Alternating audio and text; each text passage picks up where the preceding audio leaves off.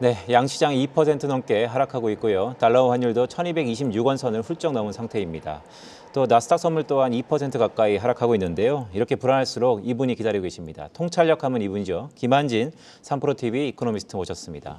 선생님 안녕하십니까? 안녕하세요. 네, 안녕하십니까? 일단 단도직입적으로 몇 개 여쭤보겠습니다. 장단기 금리차 미국 얘긴데요. 1월 FOMC만 하더라도 75bp 정도였는데 간밤에 25bp, 그러니까 50bp는 하락했습니다. 이대로 가다가는 역전도 가능한데 글쎄요, 미국 증시 흐름과 주목할 포인트가 있다면 어떤 게 있을까요? 네, 말씀하셨듯이 장단기 금리 차가 거의 20bp 가까이 좁혀졌습니다. 경기에 대한 걱정이 좀 반영되고 있는 것 같고요. 지금 미국 증시는 여러 가지 복잡한 상황에 놓여 있지만 미국 증시만 보면 그렇게 나쁜 것은 아닌 것 같습니다.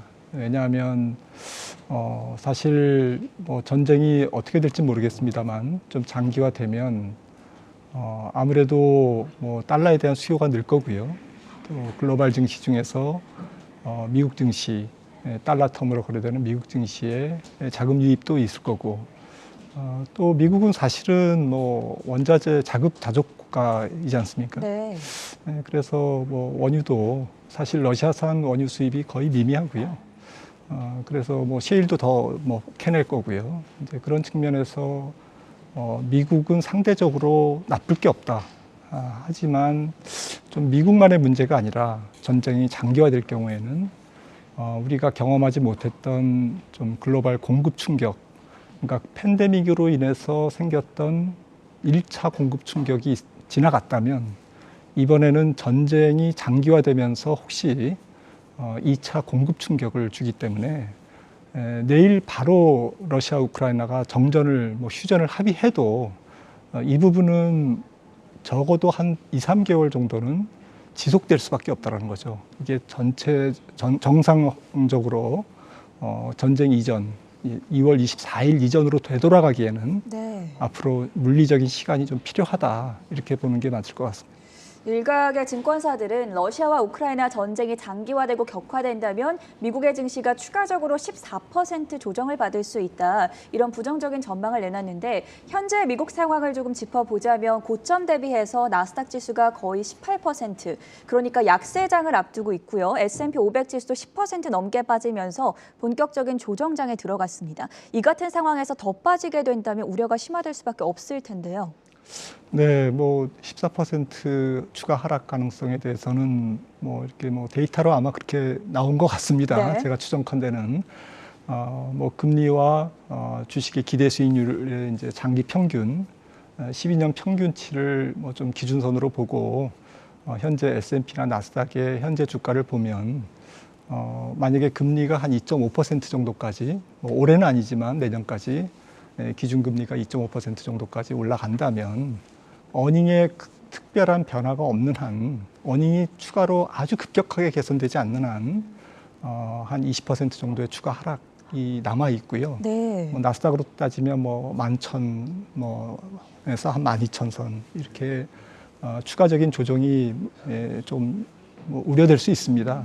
하지만 이 부분은 전쟁이 장기화된다면, 네. 그래서 미국 경기, 특히 어닝 사이클마저 조금 무너진다. 다운턴으로 무너지거나 지금의 우리의 기대치가 경기, 기업이익에 대한 기대치가 너무나 낙관적으로 그렇게 진행될 경우에 이 가정이 이제 우리의 지금 경기에 대한 펀더멘털에 대한 전망이 무너질 경우에는 이제 한 6개월 후부터는 사실은 경기가 둔화된다면 네. 곧 상반기 내에 주식시장이 더 큰 베어마켓으로 갈 수는 있겠습니다. 그런데 거듭 말씀드리지만 이 변수가 전쟁의 장기화 유무 내지는 2차 공급 차질, 원자재 가격의 폭등 지속, 이 여부에 달려있기 때문에 사실은 예측이 좀 어려운 부분이 있는 거죠. 네, 박사님 말씀 주셨던 것처럼 사실 우크라이나발 리스크, 이런 불확실성의 사실 결과물이라고 할 수 있는 게 물가지표로 나타나는 것 같습니다. 특히 이번 주에는 9일날 중국의 생산자 물가, 더 나아가서 10일날 미국의 소비자 물가가 발표되는데요. 어떻게 보세요? 네, 지금 유가가 계속 오르는 걸로 봐서는 아마도 뭐 전년 동월 대비 8% 정도는 터치하지 않을까 이렇게 생각을 하고 있고요. 뭐 전월비로도 뭐 아마 서프라이즈 좀 안 좋은 쪽으로 지금 상승을 좀 예고하고 있습니다. 문제는 뭐 그 이후인데요. 아무래도 이제 이번 주가 좀 슈퍼 목요일이 되겠습니다. 그렇죠. ECB 통화정책 회의도 있고요. 예. 또 라가르드 총재 이제 연설도 있을 겁니다. 과연 ECB가 이런 상황에서 사실은 우크라이나 러시아 전쟁의 가장 큰 피해국 지역은 유로존인데 이런 경기 충격에도 불구하고 물가 상승 때문에 더 그 경기가 공격적인. 경기가 더 나빠지지 않는 거를 않게 하기 위해서 좀 공격적으로 그 통화 긴축을 좀 앞당길 건가? 저는 뭐 그렇게 보지는 않습니다만 이런 부분에 대해서 시장은 좀 긴장감을 가지고 보고 있는 것 같고요. 아무튼 인플레이션 이슈가 지금 40년 만에 최고치라 그러는데 블룸버그 현물 원자재 가격 지수도 사실은 지난 주에만 13% 올랐거든요.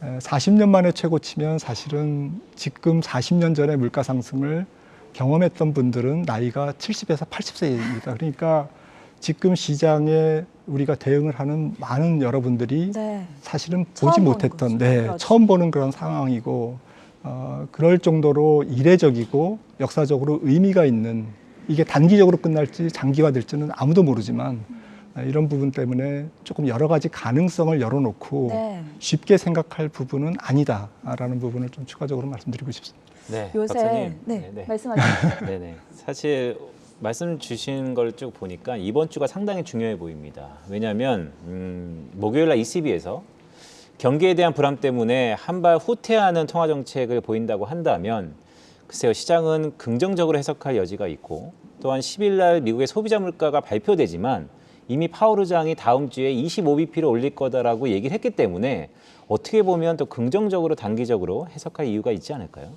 맞습니다. 시장은 통화 정책 때문에 혹은 목요일 날 발표되는 CPI 때문에 충격을 받거나 이렇게 뭐 아주 목요일이 변곡점이다라고 보기는 좀 어려울 것 같습니다. 저도 말씀에 좀 동의하는데요. 사실은 전쟁도 아직까지는 좀 위험자산 시장, 특히 주식 시장의 결정적인 변수는 안 됐거든요.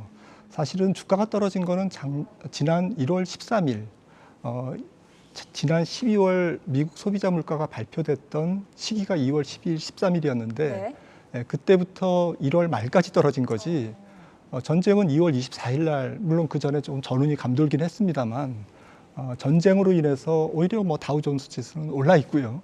나스닥이나 S&P는 거의 그 수준입니다. 2월 24일 대비로 보면 그런 측면에서 지금 물가나 지금 진행되는 전쟁, 이 전쟁으로 인한 공급 충격, 뭐 슈퍼 인플레 사이클 이런 부분들이 아직까지는 시장의 프라이싱이 반영이 안 돼 있다라는 것이죠.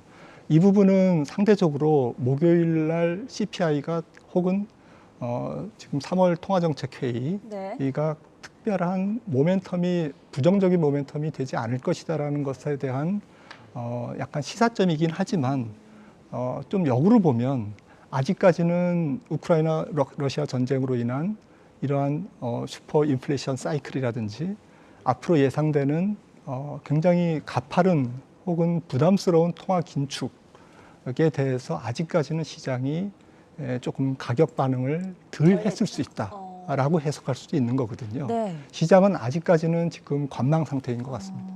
러시아 우크라이나 전쟁 이야기 좀 더 본격적으로 해보겠습니다. 요새 그런 말이 회자가 되더라고요. 탱크로 싸울 수 없으면 뱅크로 싸워라. 그러니까 러시아에 대한 정말 전방위적인 금융 제재가 일어나고 있고 지난주에는 저희가 스위프트 퇴출 이야기를 많이 다뤘다면 이번 주에는 뭐 원유 수출 금지라든지 여러 가지 무디스도 신용 등급을 거의 추가적으로 4단계 강등하면서 10단계, 10단계를 내렸잖아요. 이런 제재들이 러시아, 우크라이나 더 나아가서 국제 시장에 미칠 영향은 어떻게 보시나요? 네, 그 부분이 굉장히 저는 좀 예의주시해야 될 부분이라고 생각을 하는데요. 사실 약간의 뭐 나비 효과라는 것도 있지 않습니까? 기상학자 로렌츠가 얘기했지만 어떤 충격이 일어나면 그 충격이 뭐 연쇄적이든 내지는 뭐 채찍 효과라는 말도 있습니다. 상부의 어떠한 조그마한 충격이 뒤로 갈수록 하부로 갈수록 더 이상 더 큰 파장을 일으킨다라는 건데요. 지금 생각할 수 있는 것은 지금 유로화의 급락입니다. 사실 유로화가 최근에 굉장히 급락했거든요. 그리고 유로화가 급락하면서 예.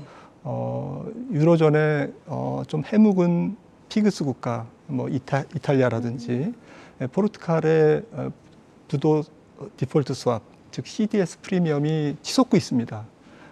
그러니까 러시아발 어쨌든 금융 어떤 어수선한 이런 불안정이 유로존을 1차적으로 타격하고 유로존의 가장 약한 고리인 남유럽, 부채 비율이 높은 남유럽 국가의 여러 가지 금융 불안정성을 유발하고 있는 것이죠. 2010년, 11년에도 곡물 가격이 올랐을 때 결국 아랍의 봄이 왔지 않습니까? 이집트라든지 지금 이집트 CDS 프리미엄도 치솟고 있거든요.